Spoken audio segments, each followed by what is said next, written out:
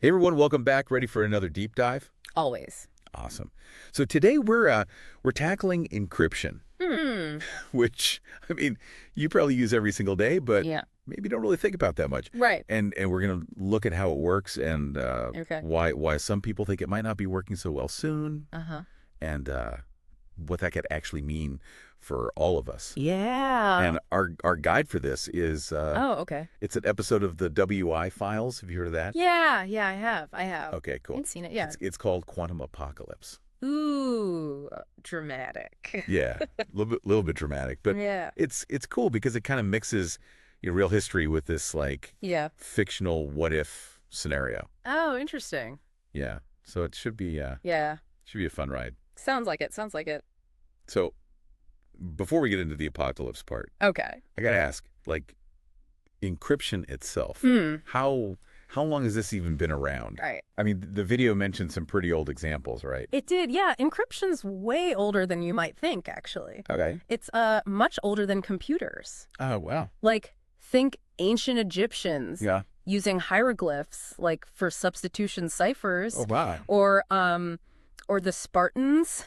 You know, they had that clever little sight tail thing they would use Yeah. to scramble messages on the battlefield. Or even, Julius Caesar Right. had his own cipher, the Caesar cipher. Yeah, the shifting letters. Shifting letters, I yeah. remember learning about that, yeah. Just to, like, disguise his battle plans. Wow. What's interesting, though, is, like, Yeah. all of these early methods, they relied on, like, mathematical complexity for security, you know? So basically just making the math hard enough Right, I think. that someone couldn't just like decode it by hand. Yeah.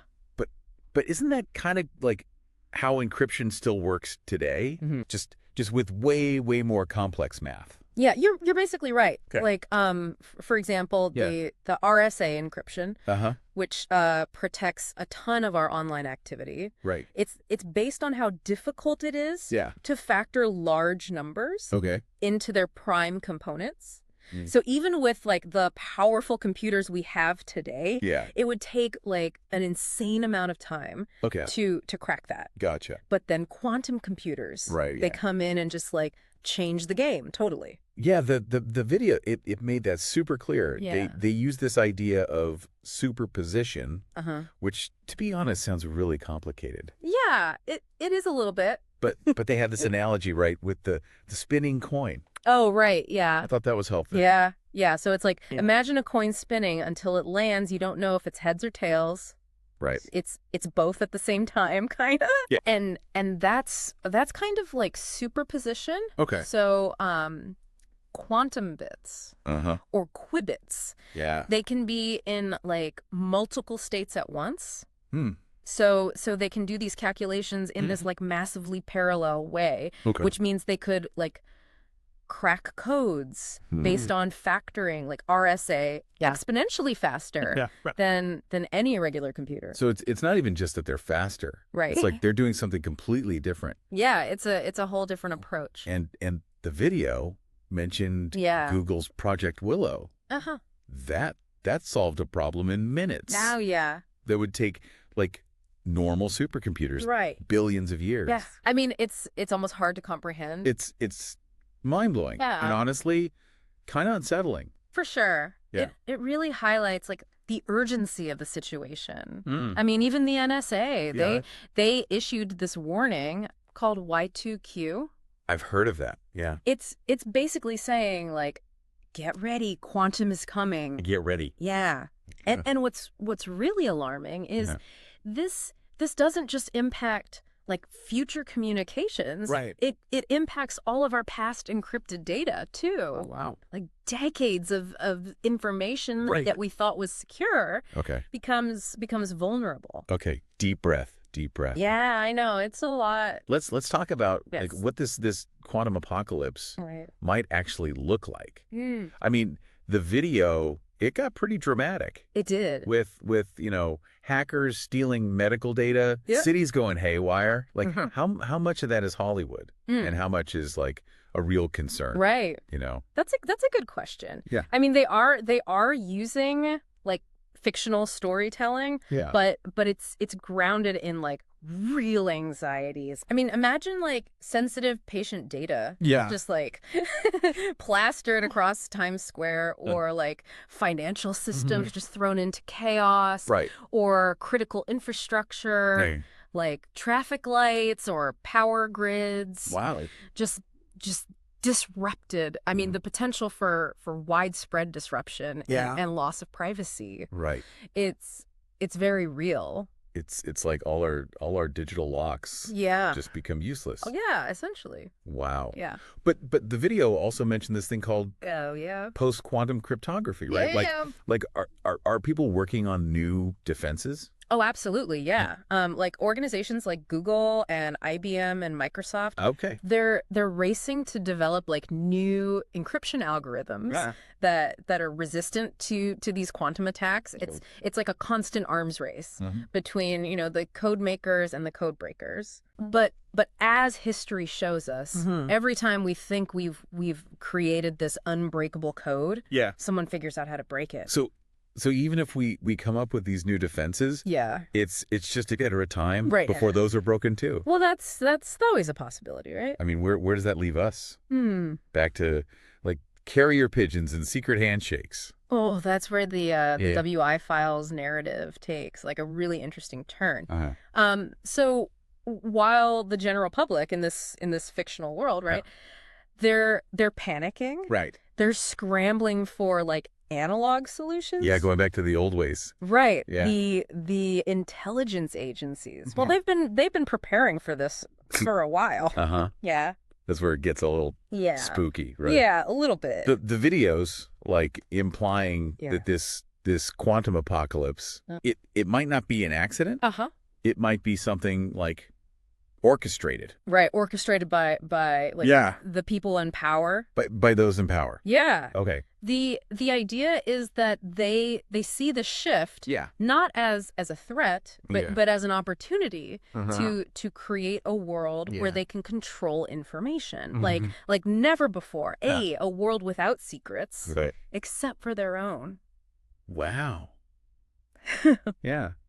Yeah, it's a pretty chilling thought, isn't it? Like in the video they show, you know, banks going back to like physical vaults, paper ledgers, armed guards. Like a retro heist movie or something. Yeah, exactly.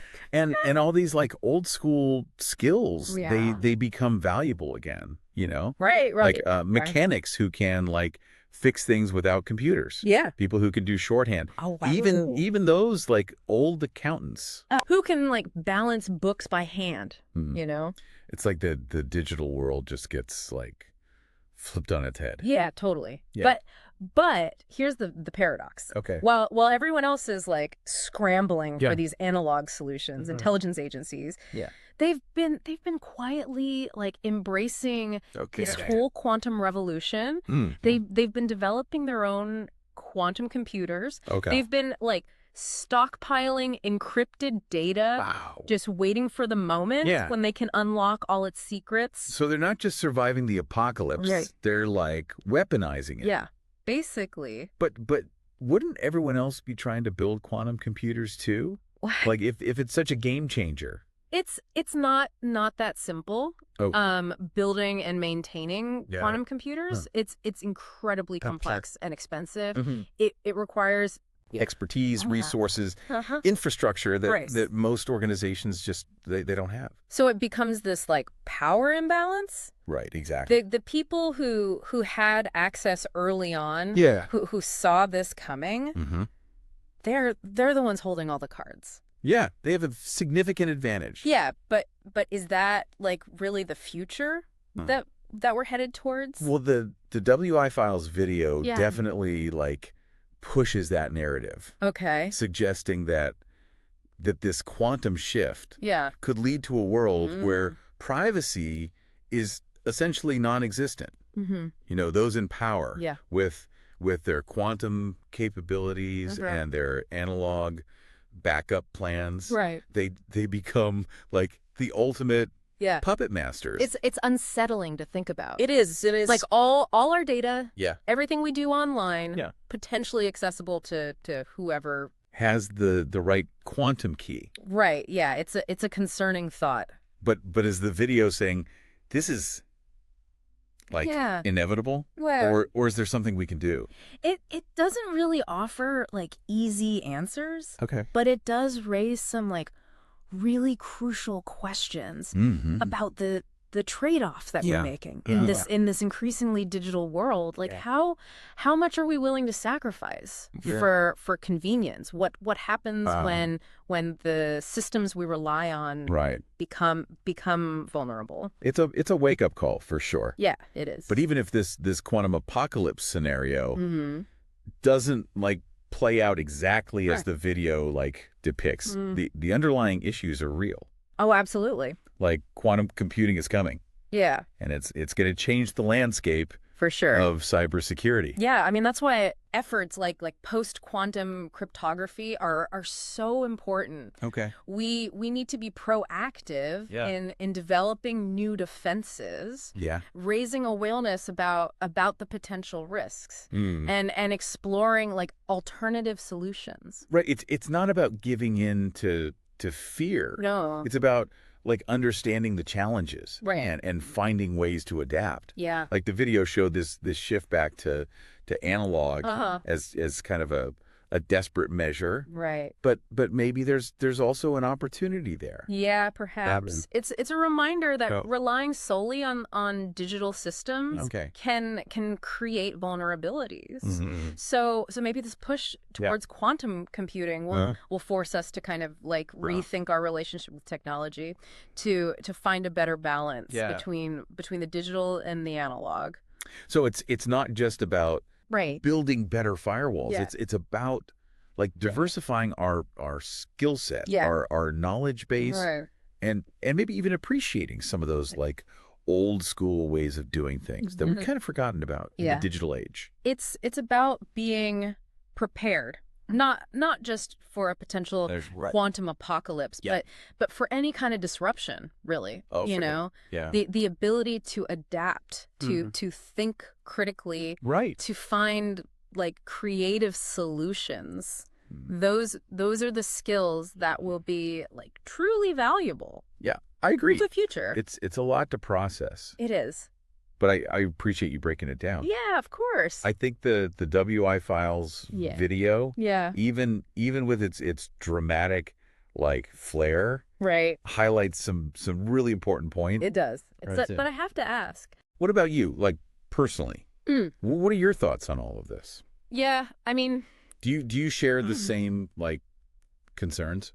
I think it's important to approach these kinds of like predictions with a healthy dose of skepticism. Okay. You know, the WI Files video. Yeah. It paints a very, very like specific scenario. Right. And arguably like a sensationalized one.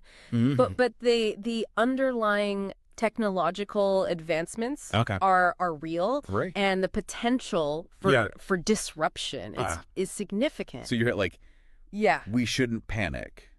No, not necessarily. No, we shouldn't ignore it either. Right, exactly. Okay. It's about finding that balance between awareness and preparedness without succumbing to like fear mongering. Okay, that's a reassuring perspective. Good. So where do we go from here? Like what can our listeners do to stay informed and maybe even prepare for this quantum future? Well, I think first and foremost, stay curious. Okay. The world of quantum computing and cybersecurity, it's constantly evolving. Okay.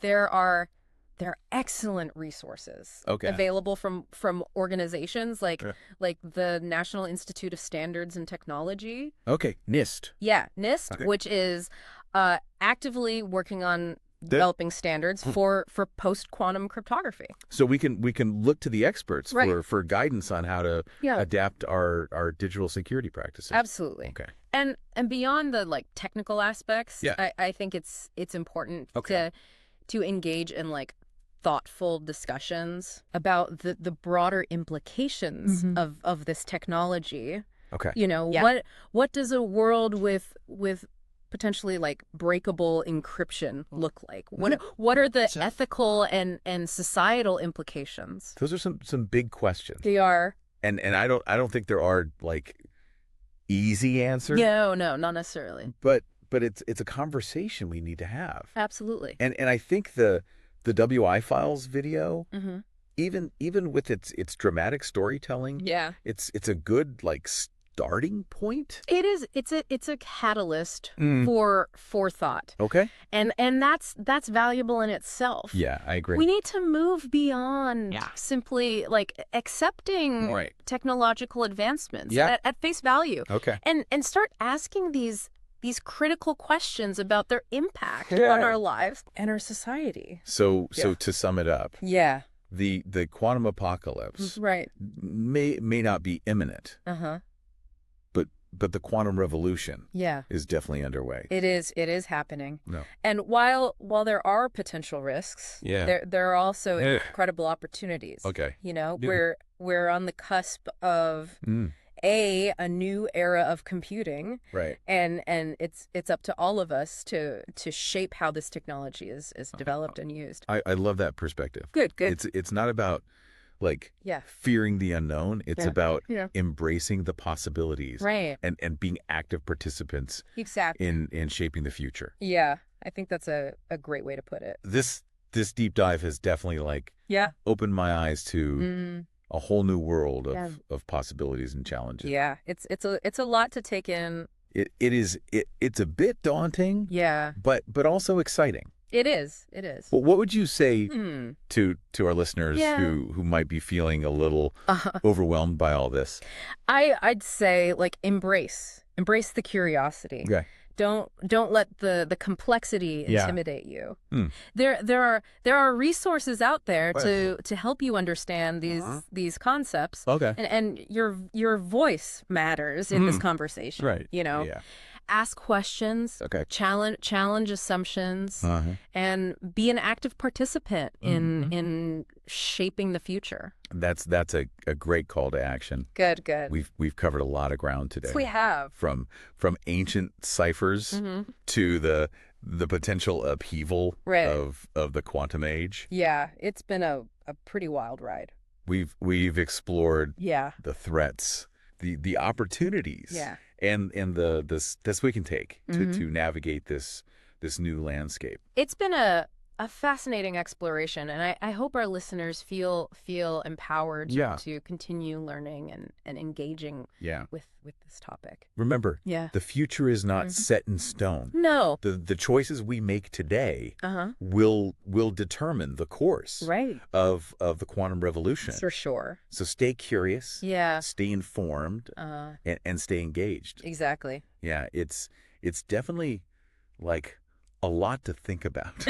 I mean, the WI Files video, it paints this pretty stark picture of this power shift, right? With intelligence agencies basically becoming like the gatekeepers of knowledge in a world with no secrets. Right. Yeah. But you're saying it doesn't have to be that way. Right. The future isn't like predetermined. Okay.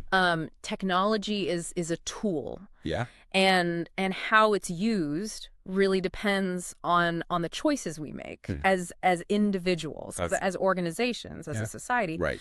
We have the power to shape the impact of these advancements. So instead of just like passively accepting this quantum apocalypse narrative, we can actively push for a future where these technologies are used responsibly and ethically. Yeah. But how do we do that? It feels like such a complex issue. It is complex, but I think it starts with awareness, like we've been talking about. The more people understand the potential implications of quantum computing, the more we can demand transparency and accountability from those who are developing it and deploying it. So knowledge is power.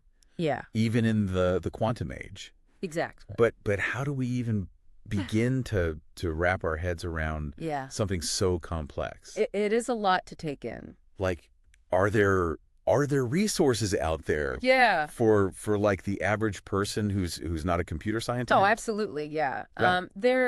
there are organizations like the Electronic Frontier Foundation, the EFF, and the Center for Democracy and Technology, CDT. They're doing like really great work advocating for digital privacy and security. In the face of these emerging technologies, they offer resources. They explain like complex concepts in accessible ways, and they even provide like tools for individuals to protect their own data. Okay, so there are groups fighting the good fight, trying to make sure this technology doesn't erode our privacy and security. Exactly. But what about on a personal level? Like, is there anything we can do to protect ourselves? Yeah. Besides maybe learning how to use a slide rule. Yeah. Well, while brushing up on analog skills might not be a bad idea. Right. There are like practical steps you can take in the digital realm as well. Okay. Start by just being more mindful of the data you share online. Strengthen your passwords. Okay. Enable two-factor authentication wherever possible. Those are good reminders. Yeah. We hear those tips all the time. Right. But it's easy to become complacent. It is. I think this conversation is like a good nudge. Yeah. To up our security game. Exactly. And as post-quantum cryptography solutions become more widely available, be sure to adopt them. Okay. Keep your software and devices updated to benefit from the latest security advancements. So stay informed. Right. Stay vigilant and be proactive. Yeah, I think those are good takeaways. It sounds like we have more agency in this quantum future than the WI Files video. Yeah, I would agree with that. Might suggest. Yeah. But I have to ask. Yeah. What about the more like optimistic side of this? Right. Like quantum computing. Yeah. It's not just a threat, is it? No, absolutely not. It has the potential to like revolutionize fields. Okay.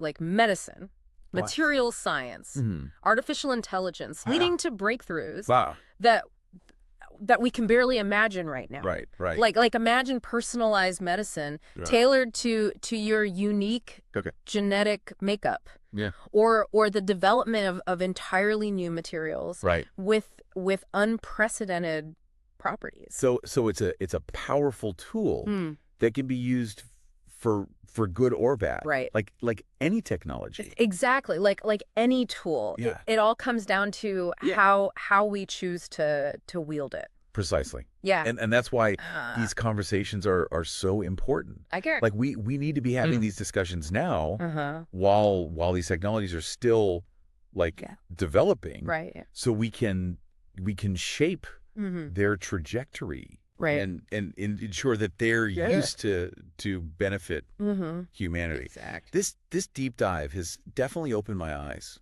to a whole new world. Yeah, it's been a journey of possibilities and challenges. For sure. It's a bit daunting. Yeah, it can be.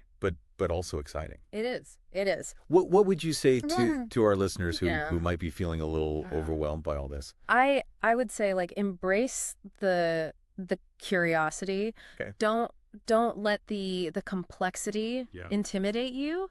There are resources available to help you understand these concepts, and your voice matters in this conversation. Right. You know, ask questions, challenge assumptions, and be an active participant in shaping the future. That's a great call to action. Good. We've covered a lot of ground today. We have.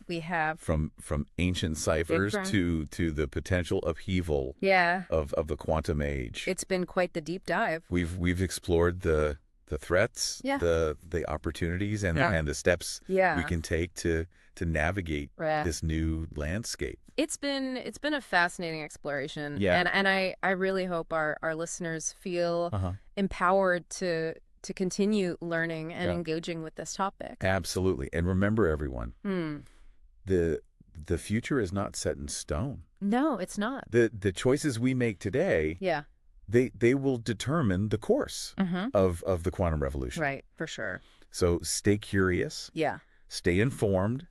And stay engaged. Exactly. And on that note, thanks for joining us for this deep dive. Thanks for having me. It's been a pleasure. Likewise. We'll see you next time.